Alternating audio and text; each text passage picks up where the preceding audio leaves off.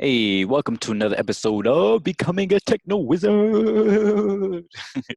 Gonna keep this one a little short because it seems like it's about to rain out here, and I don't have a whole lot to show, but want to show my finished prototype concept A here, what I was talking about the last couple of days. All right, so finally got iterations done to get to a passable point. This is probably a little bit higher than a lo-fi per se. This is probably a little bit closer to a medium fidelity, but hey, whatever, or mid fidelity, prototype. But it's it's doing the job, right? Passing over of giving the customer a good idea of what this app should be like, what it should function like, and to really get their uh, authentic ideas and get some good data down. All right. So I'm not going to go over everything about the app does again. You can watch the last two videos, um, any one of them. You don't have to watch both just to see, an idea of what we're talking about here if you're coming in cold. But yeah. So here we go. So I got this down here on this one. You just have those hotspot here to do this. Now this is not at all ideal at all right? This is only specifically only for this prototype for testing purposes. In the real app, it would have, you would just put like your login number. Um, like you would get that login number from the community organizer or from the Quell, our client basically. They will give you an ID when you get associated with an event.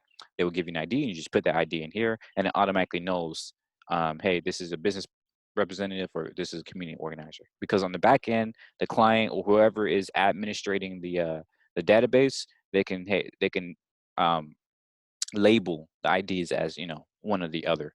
And yeah, so all of this will be kind of automatic for the real app. I couldn't really do that on Invision or like on a prototype in a good way, because it's essentially all back end. It's mostly all back end. The front end would just be like put in a number and then automatically knows which one is which. But for this prototype, for testing purposes, I wanted the customer to be able to choose which one they want to do. So that way when we test them, we can see what they're thinking about each side. They're similar, but it has a small differences. So I just want them to be able to choose. So that's why I had this ugly little thing here. But anyways, so yeah, they can choose that. Let's say they choose that they're a business representative. This means that they work at an organization or a company, corporation, whatever, that supports other LGBTQIA plus causes and initiatives. All right. So if they're that type of person, everything is going to be selected except for the affirming business. In the real app, these are all dynamic, so they can always select and unselect what they want. They can go through the community shopping center, have your levels down there. I'm not going to do that yet. But yeah, so when they select one, they can select one of these positions here, and then you have a little pop-up that shows, and then you contact that organization, that event in this case. So you see who you have to contact. You can see some tags. So if you want to, put this on social media, you just tap one of those, and it goes into social media, sharing a social media post. Now notice here, there's a lot of space down here. This is because, oh my gosh, we used the Google Pixel, I think it was Google Pixel 2 artboard on Figma, but turns out I'm sorry, I meant Invision only has Google Pixel 3, which is way bigger. So we had some problems there. So I'm gonna have to either like redo my freaking designs again to make it better for this height, or I'm going to have to just leave it like this. I mean, it doesn't really matter. This is a low fidelity. That space doesn't really matter that much. And there's not really much else I would put on this page anyways. So there's no point I don't think there's any point in messing with it anymore. So anyways, they can choose now what needs they want. Oh my gosh, that was a big freaking fly. Wow. Okay. Um, so yeah, if you call the last one I had like it was like this and I was gonna put like bullet points, but I realized, hey, it would be even better if people can directly select, what they can supply. So in this case, for a business ally, if they can select, hey, we can offer donations, we can offer, space or volunteers or whatever, they can do that, and then this pops up and it shows them, hey, you can put in a certain amount, and once they put in an amount, it shows them how far they're going towards for that organization's goal, and then you just confirm and it's done. Now, ideally, of course, you have a confirmation page saying, hey, yeah, you got this done, blah blah blah blah, but that's not necessary in this prototype for testing purposes. So I'm just going directly to the level up page, and once again, this page shows you, how much you've done, for that specific part of the spectrum on the LGBTQIA plus spectrum, and even educates you. So not only is there different levels, so the more you do, the higher level you are for that area, but also when you select one, it shows you some information about that one. And I I put down the definitions for all of them, but again, it's not necessary for this thing, so I didn't really make all of them work. But yeah, that's the flow. Super simple, super short. I'm gonna go ahead and go back and do the community organizer flow. So for the community organizer, you choose that, and it's basically the same, but this time by default, the affirming business and a nonprofit is selected. And then when you select one, it shows you a business, that you want to get in contact with, shows you what they have available. Then you contact them, and then it shows you, all the same information essentially, but the main difference being the wording. So instead of, before it has needs of the organization, now it has resources, and you can request what you need from that business. So then when you do a request form, you can put in how much you need, you can put in what is going to be for, and then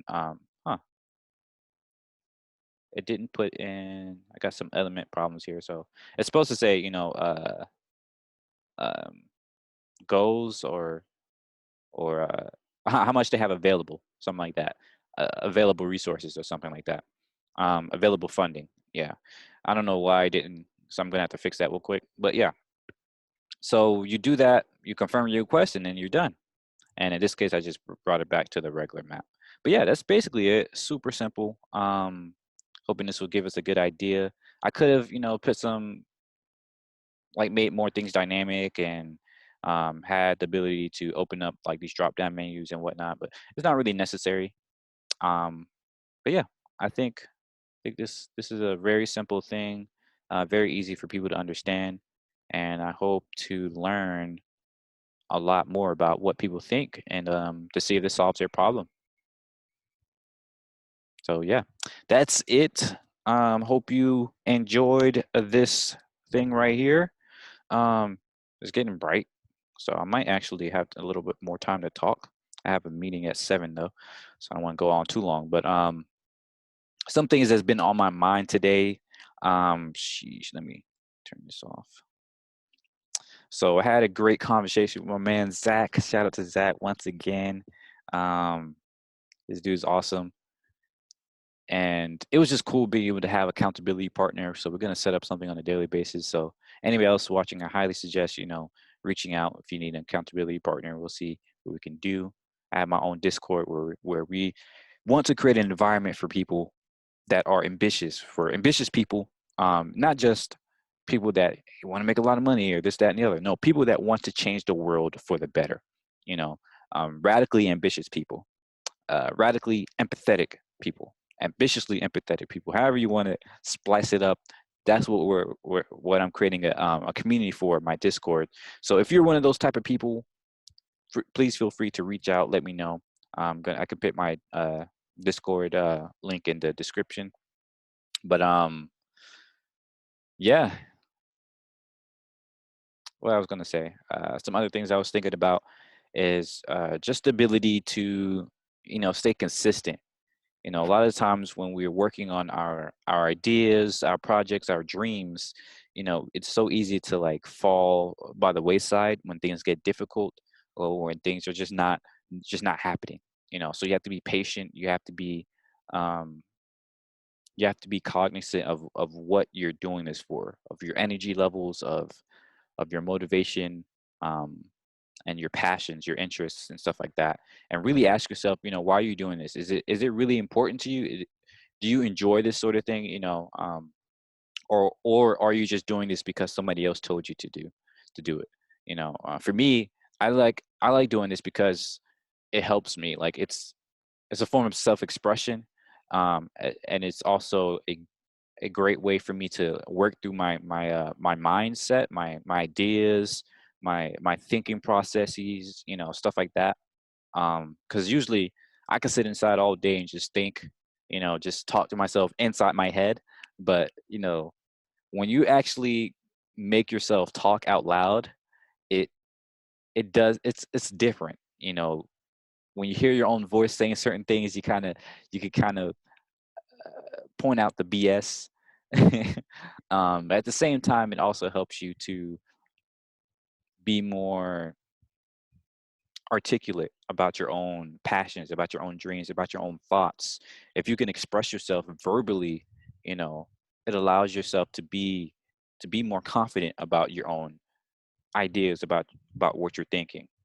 I love being metacognitive, but there's just a filter that happens between your brain and your mouth. And sometimes that's a bad thing, sometimes it's a good thing, but either way, it's good to practice expressing what's in your head. Um, and it's hard to do that if you're not doing it in this format, of like making a video, sharing it with other people. Because if you're just out, looking in the mirror, talking to yourself, or I could never do that. It feels weird to me. Um, Maybe I'm judging myself too much or whatever. I don't agree. It just feels weird to me. And I figure if I'm going to talk out loud, might as well do it in a format where other people can learn, where other people can follow along with me, where other people can see where I'm coming from and where I'm going. Um, so that's why I like to do these videos. And yeah,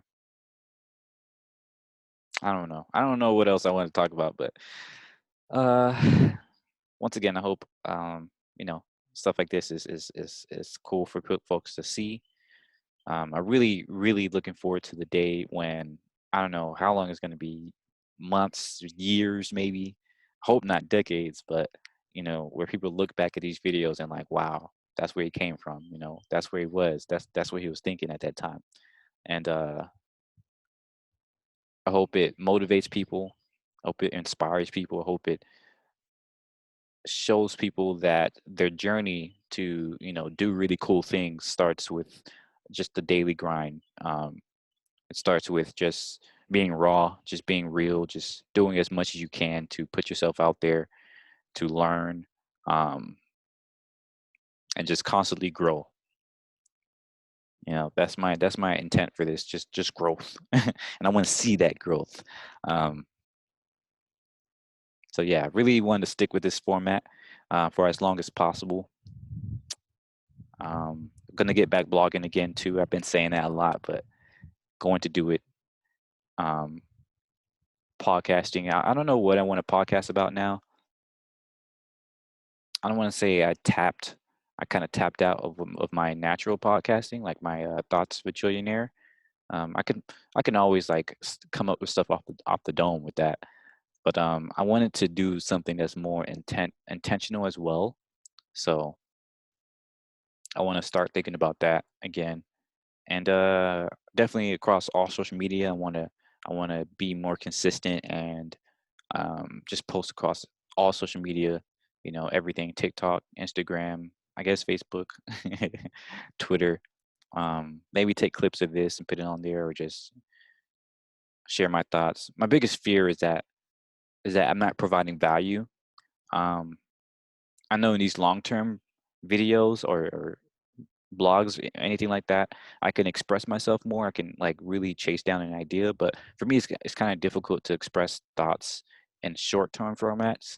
Um, because there's always more things like just like in this video, there's always more tangents I can go on.